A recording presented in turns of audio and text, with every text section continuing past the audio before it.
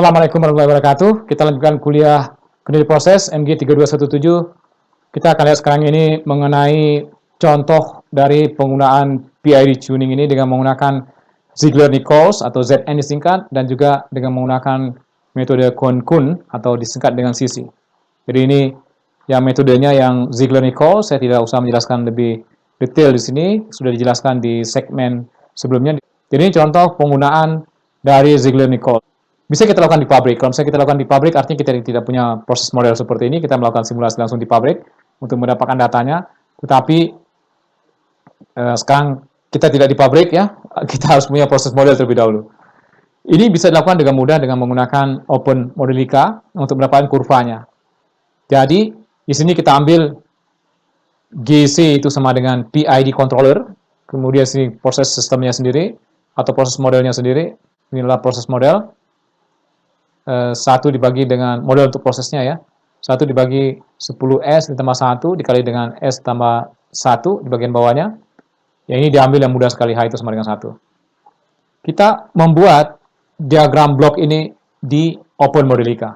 Jadi kita harus punya step function. Yang ini untuk R. Kemudian untuk control system itu sendiri, PID. Yang ini. Dan sebelumnya di sini ada summing junction untuk feedback controller, itulah yang ini. Kemudian untuk summing junction untuk gangguan, ini U, itu yang ini. Kemudian untuk prosesnya, kita buat di sini ada 2 fungsi transfer. Fungsi transfer yang pertama, 1 dibagi dengan 10S tambah 1. Fungsi transfer yang kedua, ini untuk alat ukurnya sendiri, ya, sama dengan 1. Sama seperti yang sebelumnya kita sudah lihat di segmen yang pertama, kita mulai dari KC yang rendah terlebih dahulu. Ini kita mulai dari KC sama dengan 1. Ya, ini memang harus dicoba-coba. Ini kelemahannya ya, dia harus coba-coba. Sehingga kita bisa mendapatkan nanti kurvanya yang oscilasinya tetap. Jadi kalau misalnya kita ambil KC sama dengan 1, kita masukkan ke situ, ke sini. Dan juga syaratnya yang kalau misalnya di PID ini kita harus mengeluarkan terlebih dahulu tau I dan tau D-nya. Itu kita tidak pertimbangkan. Itu diisi, tidak isi. Itu tidak diisi. Ya. Atau kalau misalkan nggak bisa dihilangkan, tau D-nya ada masukkan sekecil mungkin, tau A-nya sebesar mungkin. Oke, kalau misalnya ini tidak kalau misalnya tau D dan tau I diabaikan, hanya kasihnya saja, kasih dimasukkan sama dengan 1,0, kita mendapatkan kurva seperti yang ini. Artinya kurvanya ini, kalau misalnya kita lihat, dia akan mengerucut. Dia akan kembali ke set point-nya. Set point-nya di 1. Ini diambil step-nya 1 ya. Jadi akan kembali ke 1. Artinya kita tidak bisa menggunakan datanya, naikkan lagi harga kasihnya. Kasihnya dinaikkan menjadi 2, ternyata dia malah menyimpang jauh.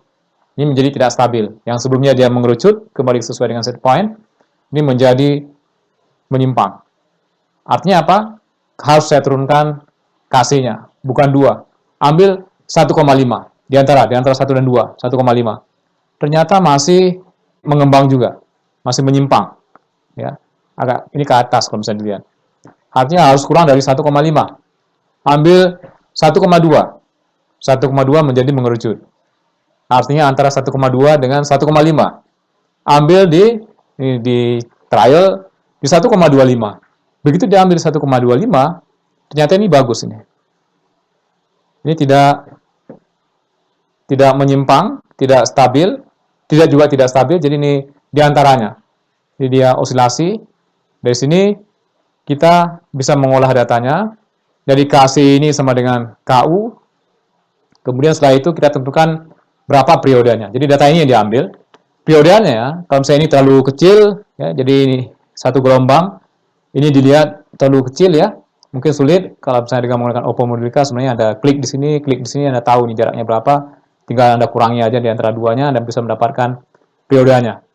Jadi supaya lebih jelas, ya ini diperbesar, satu gelombang ini diperbesar, diambil ini waktunya sampai 20 detik, jadi hanya sampai di sini saja, ya supaya ini menjadi melebar.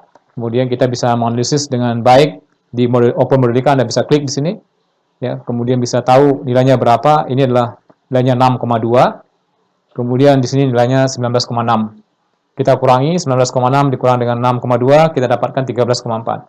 13,4-nya adalah nilai untuk PU. Kita sudah mendapatkan KC, sudah mendapatkan PU, selesai. Selanjutnya, kita menggunakan data di sini. Kita menggunakan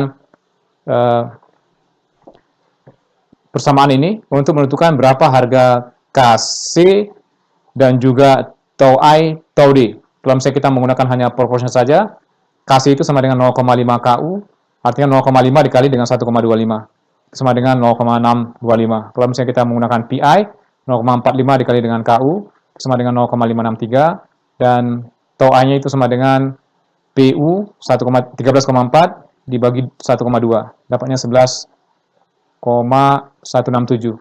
Kemudian ini PID, ya, dengan menggunakan ini persis persamaannya kita bisa mendapatkan parameter semuanya. Selanjutnya kita harus mengecek untuk melihat apakah dia stabil atau enggak, atau bentuk kurvanya seperti apa. Kita menggunakan yang tadi modelnya, ini parameternya sama seperti sebelumnya, kita diubah, hanya kita bermain di sini saja. Ini ubah sekarang kalau misalnya proporsional, ganti KC-nya itu sama dengan 0,625. Kemudian run programnya, Anda mendapatkan kurva yang ini. Ini set point-nya. Ini kalau misalnya Anda menggunakan proporsional saja, dia akan stabil suatu saat. Kalau misalnya Anda menggunakan PI, bentuknya Anda lihat, sangat cepat dia mencapai keadaan dia stabil dengan menggunakan parameter yang ini, 0,563 dan 11,167. Ya, bagus sekali kurvanya seperti gini. Kalau misalnya Anda menggunakan PID, dia akan menyimpang sedikit, naik, setelah itu dia akan stabil. Walaupun stabilnya mungkin mirip-mirip ya. Kalau misalnya kita lihat PI ini lebih bagus dibandingkan dengan PID. Jadi PID ini 0,750, 6,7 dan 1,65 itu kita masukkan semuanya ke sini, ke parameter KC dan tau I dan juga tau D-nya. Di sini terlihat bahwa PI itu lebih bagus.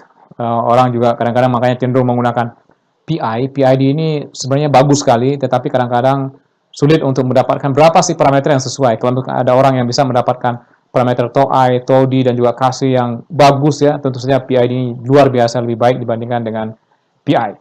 Ini dengan menggunakan metode yang pertama, metode Ziegler-Nichols, atau disingkat dengan metode ZN. Ya, metodenya metode ZN, Ziegler-Nichols. Baik, sekarang kita akan melihat metode yang kedua, metode Kwon-Kun, dengan menggunakan contoh yang sama dengan sebelumnya. Jadi ini sistemnya ya. Kita sudah membahas di segmen yang pertama bagaimana metode ini digunakan. Kita langsung saja, ini juga sudah ya dibahas sebelumnya. Kita langsung saja ke soal. Jadi ini soalnya, ya, ini contoh soalnya. Kita diminta untuk melakukan tuning dari PID dengan menggunakan metode Kwon-Kun. Kita membuat model di OpenModelica dengan menggunakan Kwon-Kun. Kontrol sistemnya dikeluarkan. Artinya di sini tidak dihubungkan ke kontrol sistem. Kita harus tambahkan satu lagi di sini M, ya, sesuai dengan kalau misalnya kita kembali ke sini, ini M, ya, yang diberikan ke situ ini tidak dihubungkan dengan sistem kontrolnya. Selanjutnya kita berikan M-nya sebagai fungsi anak tangga. Katakanlah di sini terserah mau 10, mau 1, mau 100, terserah Anda. Tapi tentu saja jangan banyak-banyak kalau misalnya di pabrik. Ya, Anda naikkan, ya masih masuk akal lah ya. Kalau misalnya di komputer, Anda bisa main dengan banyak angka. Anda akan mendapatkan kurva yang warna merah. Kurva warna merah ini tidak begitu bagus, artinya tidak sama persis seperti ini. Ya, ini akan menyulitkan untuk mengambil atau menarik stopnya ada di mana. Jadi ini Anda dapatkan kurvanya, supaya untuk mudah menarik garis, diperbesar kurvanya. Jadi Anda lihat, seolah-olah di sini ada kurva sedikit di bagian bawah ya, kemudian ada kurva di bagian atasnya. Anda tarik di garis lurus ini, tarik di garis lurus, oke, di garisnya. Kemudian Anda bisa mendapatkan harga TD. Harga TD itu sama dengan ini 10, ini 2, ini 1, ya ini sekitar 0,5, 0,4, 0,5. Anda ambil ya sekitar segitu ya, 0,5 ini harganya. Kemudian setelah itu cari kemiringannya, slope. Slope itu sama dengan 7 dikurang 0,5. Ini diambil di titik di sini. Jadi ini 7 harganya, 0 dan segala macam sampai 7 ke sini. Kemudian di sebelah kiri dia itu potongannya sampai minus 0,5. Jadi jarak dari sini ke atas itu di sumbu Y-nya dibagi dengan jarak di sumbu X-nya dibagi dengan 10. Jadi 7,5 dibagi dengan 10 sama dengan 0,75. Itulah slope-nya. Slope didapatkan, kita bisa mendapatkan harga dari T-nya. T itu sama dengan BU dibagi dengan S. Ini adalah harga dari BU-nya. Harga BU itu sama dengan 10 dibagi dengan 0,75. Slope-nya. Itu dapatnya 13,33 T-nya. KP itu sama dengan BU dibagi M. BU di sini ternyata sama persis dengan harga dari M-nya. Ini 10, ini juga memberikan harga 10, sama dengan 1. Kita dapat harga TD, T dan KP, kemudian kita masukkan ke persamaan yang ini, kita bisa mendapatkan parameter. Kalau misalnya proporsional 19,38, kemudian PI 17,23, kemudian PID 26,65 untuk proporsionalnya ya. Kemudian untuk tau I, untuk PI-nya 2,10, untuk PID, ini KC, ini tau I-nya 1,69, dan tau D-nya 0,25. Nah, sama seperti yang sebelumnya di Ziegler-Nichols, kita masukkan ini ke sini, ke PID-nya. Kemudian dilihat response-nya.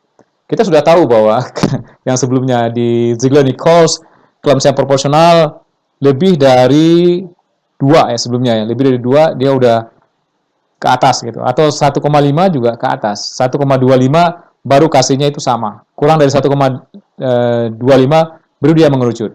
Nah ini diambil bukan ordernya bukan 1,5 ke bawah, tapi 1,5 ke atas, 19,38 ini sangat gede, sangat besar. Kalau misalnya di plot, ini yang kun-kun, yang warnanya lila ini dari kun-kun ini. Jadi dia tidak pernah memberikan harga yang stabil. Kalau misalkan itu dimasukkan, wah penyimpangannya luar biasa. Jadi memang harus sebelum digunakan di industri, Anda sebaiknya melakukan simulasi dulu di komputer, melihat apakah dia stabil atau enggak ya. Seperti ini artinya yang proporsional tidak bisa digunakan. Kun-kun ini yang tuningnya dengan menggunakan ini nggak bisa ini. Ini dibandingkan dengan Ziegler-Nichols yang tadi. Ini Ziegler-Nichols yang warna merah, kemudian yang warna lila ini adalah dari kun-kun. Metode yang kedua dengan menggunakan PI, KC-nya 17,23 dan TOA-nya 2,1, dapatkan kurva yang ini. Ini lumayan bagus ini, walaupun di bagian awal dia naik ya, tapi cepat juga ini mencapai keadaan yang sesuai dengan kita set.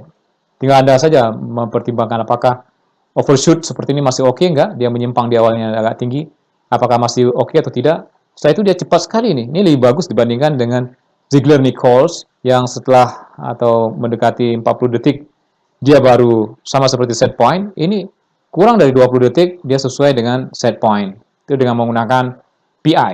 Jadi yang PI ini lebih bagus yang kun-kun dibandingkan dengan metode Ziegler-Nichols.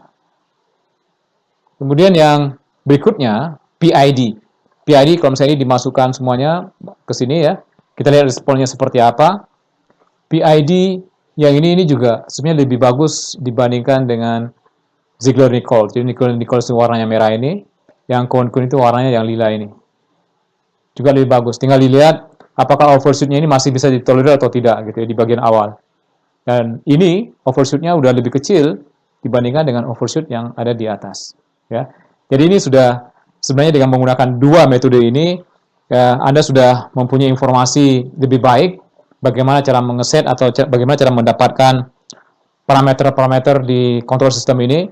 Ya, kita sudah melihat yang sebelumnya di modul ke-6 dengan menggunakan root test, menggunakan akar-akar dari karakteristiknya gitu ya. Itu hanya memberikan indikasi bahwa dia stabil atau tidak stabil.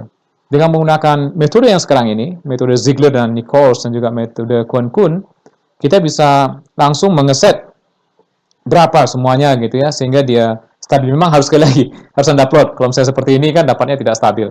Anda harus plot sendiri dan hasilnya juga bagus sekali ini. Ini bagus ini, termasuk bagus. Tinggal bermain sedikit, mungkin trial and error, Anda turunkan ini sedikit, mungkin kasihnya ya, itu bisa mendapatkan harga atau control system yang jauh lebih baik. Di segmen ini kita sudah melihat contoh bagaimana cara mengeset parameter-parameter di PID dengan menggunakan dua metode, Ziegler-Nichols dan juga kun-kun. Memang terlihat sepintas ada positif negatif dari kedua metode tersebut. Kalau Ziegler-Nichols Anda banyak melakukan percobaan untuk mendapatkan kurva, Anda banyak melakukan coba-coba gitu ya, dari KC-nya ditingkatkan pelan-pelan sampai dia uh, menjadi osilasi yang sama, tidak mengerucut dan juga tidak menjauh dari set point. Tetapi dengan menggunakan metode Kun-Kun, Anda hanya mendapatkan satu kurva. Nah, satu kurva ini memang untung-untungan ya. Artinya cara untuk mencari garisnya juga mungkin berbeda antara satu orang dengan orang yang lain, walaupun sudah ada petunjuk secara umum. Kemudian untung-untungannya bagaimana? Artinya KC-nya itu belum tentu stabil. Seperti tadi kita lihat, KC-nya belum tentu stabil yang proporsional, tetapi kalau misalnya dengan menggunakan PID sudah jauh lebih baik metode Kun-Kun ini dibandingkan dengan metode Ziegler-Nichols.